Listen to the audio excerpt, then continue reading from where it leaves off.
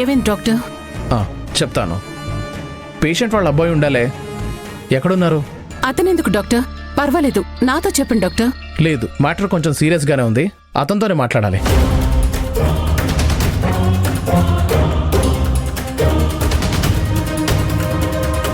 ఏమైంది డాక్టర్? మాతో చెప్పండి. మీరు పేషెంట్ వాళ్ళ అబ్బాయిని పిలవండి, నేను మాట్లాడాలి. అతని మొహం చూడ్డానికి కూడా మా అమ్మ ఇష్టపడటం లేదు. నేను పేషెంట్ కూతుర్నే డాక్టర్, పర్వాలేదు, నాతో చెప్పండి. నాకు అర్థమైందమ్మా, మీరు భయపడాల్సిందేమీ లేదు.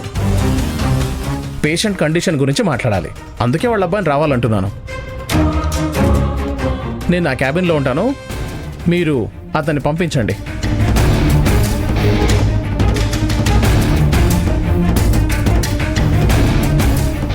వదినా, నాకు భయంగా ఉంది వదినా.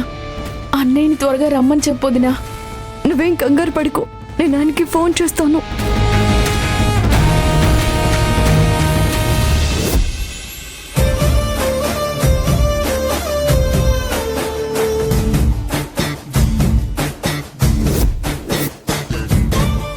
ఫుడ్ తీసుకొని వచ్చి ఇవ్వకుండా వెళ్తున్నారేంటి? అదేం లేదు, అది మీరు భోజనం చేశారా? మీరు చేశారా? లేదు, బాగా ఆకలిగా ఉంది. సరే రండి వెళ్దాం. ఎక్కడికి? ఇంకెక్కడికి? భోజనానికి.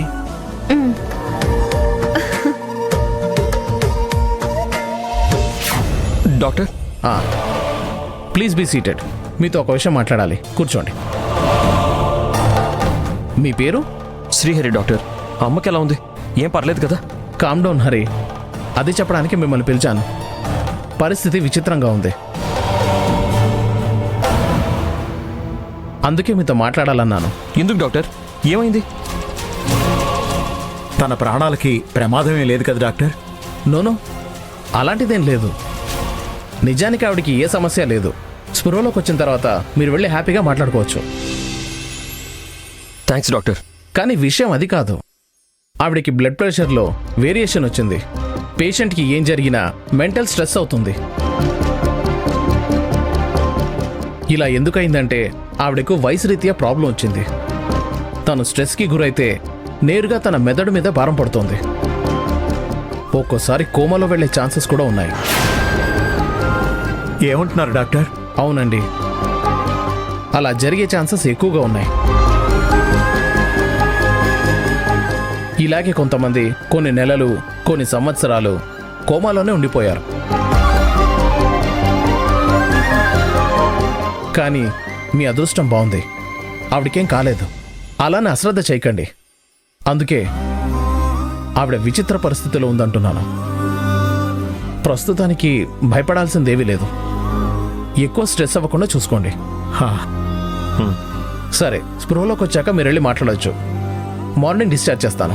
Okay doctor, thank you. అలాగే.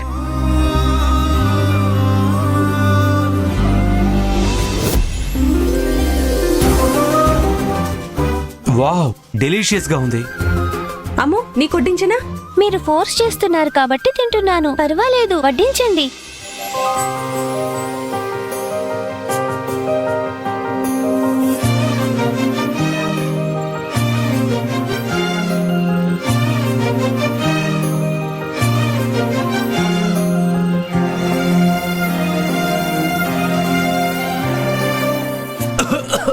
అయ్యో, మెల్లగా మెల్లగా.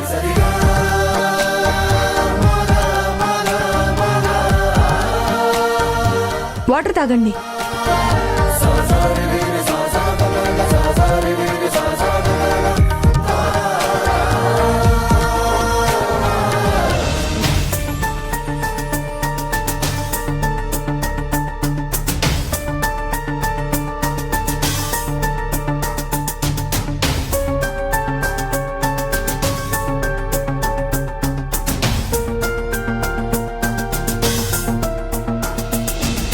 పాపం, తాతయ్య కూడా భోజనం చేయలేదు.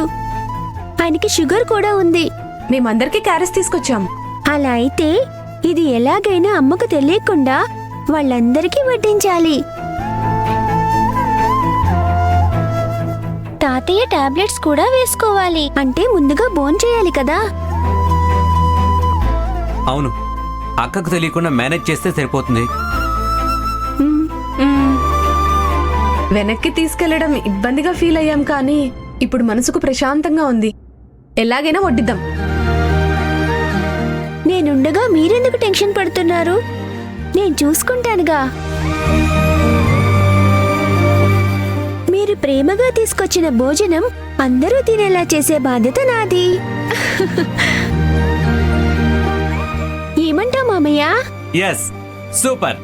ఎస్.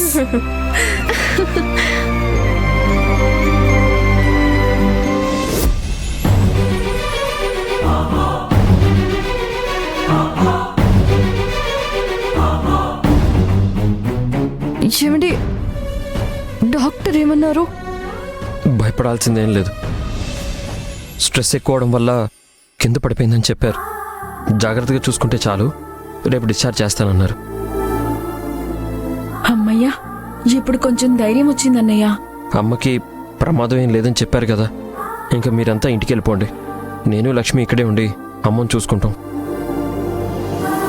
పొద్దున డిశ్చార్జ్ చేయగానే ఇంటికి తీసుకొస్తాం. మేమెందుకు వెళ్ళాలి? కావాలంటే మీరే వెళ్ళిపోండి. అసలు మీ వల్లే అమ్మకి ఇలా జరిగింది. మిమ్మల్ని చూసి కూడా అమ్మ కోలుకుంటుందంటే నాకు నమ్మబుద్ధి కావట్లేదు. ఏం మాట్లాడుతున్నావు అక్క? అమ్మ నాకు కూడా అమ్మే కదా.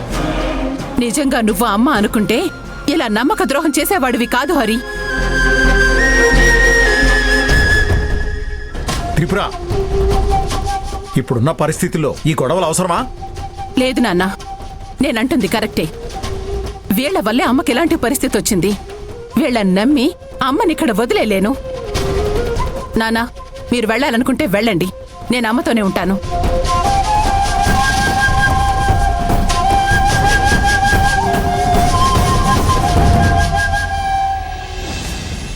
సరే అయితే మీరు ఇంటికి వెళ్ళండి మామయ్య. అవునమ్మా, అందరూ ఇక్కడే ఉంటే ఇలా ఏదో ఒక గొడవ అవుతూనే ఉంటుంది. సరే అన్నయ్య, ఇప్పుడు మేము వెళ్ళి మళ్ళీ మార్నింగ్ వస్తాం. సరేరా. వదినా, జాగ్రత్త. బాయ్ మామయ్య. బాయ్ అత్తయ్య. సరేరా. జాగ్రత్తరా. సరే అన్నయ్య, వెళ్ళొస్తాం.